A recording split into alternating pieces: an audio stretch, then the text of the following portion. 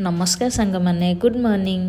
आज भी आमर ब्रेकफास्ट रे इडली मटर तरकारी सहित चाह बनी ताकू खाई सारी आमे बाहरी गलु प्रिस बर्थडे ड्रेस आनिबा पई। एठी पहुंची आमे किड सेशन गलु प्रिस पई ब्लेजर देखिबा पई। एठी भल ब्लेजर तो थिला तार क्वालिटी बहुत खराब थिला। ठु आमे माने फेरी आसिलु। प्रिस तो गोटे जगह रे रही पारुनी, ऑटो देखिबा पई रोड को दौड़ी पळै आसुची। लंच पई आज पखाळ बनेइची।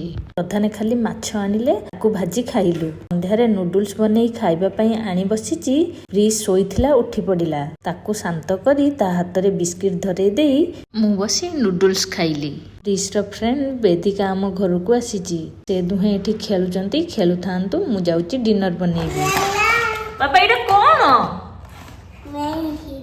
मेडिसिन।